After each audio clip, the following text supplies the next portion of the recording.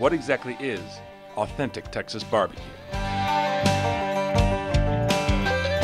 There's about 20 million Texans, and we have 20 million barbecue experts. And nobody is wrong. Guys, you walk in Opie's and you're presented with this presentation pit. This is where you're going to pick out your meat. We have a pork spare rib with a dry rub, sweet and spicy baby back. We have pork loin, pork chops. We have 3 kinds of sausages. We have regular jalapeno cheddar. We have chicken halves. We have turkey breast, and we have brisket. While the pits at any Texas barbecue joint are filled with a variety of proteins, one cut is this world's undisputed king. There is no other style of barbecue for me.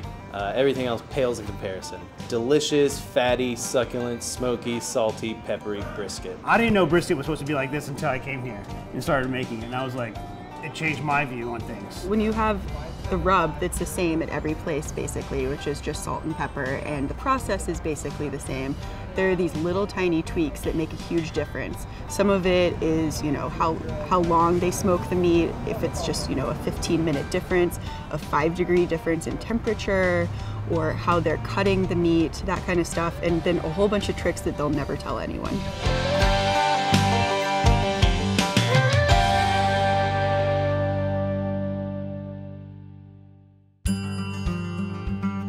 When you experience real Texas brisket, you're getting a taste of history, perhaps more than any other in America. This is a food realm based on tradition.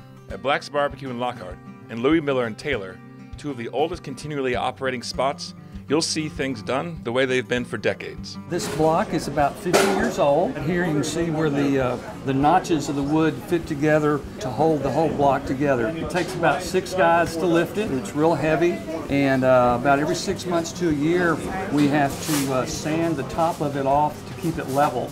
Otherwise you'll get spots in it where it wears down from all the meat being cut on there. We started out in it in the 1930s when my grandfather was right during the Depression, and he had 100 head of cattle, but nobody had any money. It was 1932, and he had a friend who wanted to open a meat market. Our beginnings really are somewhat humble.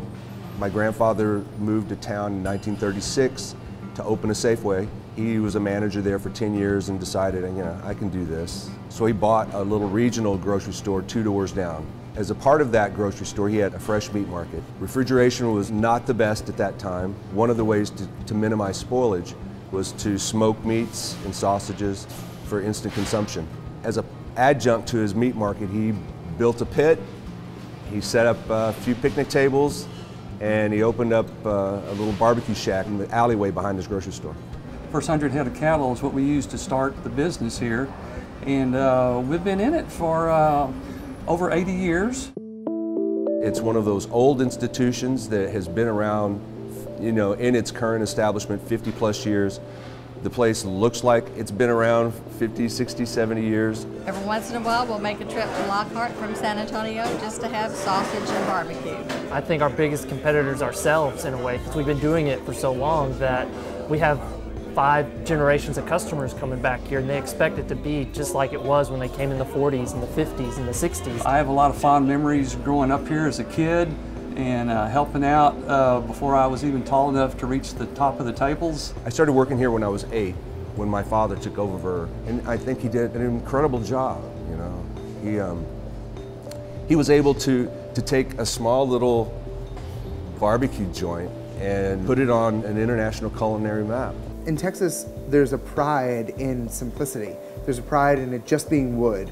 There's a pride in it just being served on a slab of paper without sauce, with a very primitive salt and pepper rub. I think that's cool. I think that there's something very pure about that as like a gesture in food. I'm trying to cook the same way my grandparents did back in the 30s, so I feel like I'm preserving not only this business, but preserving this style of cooking for future generations.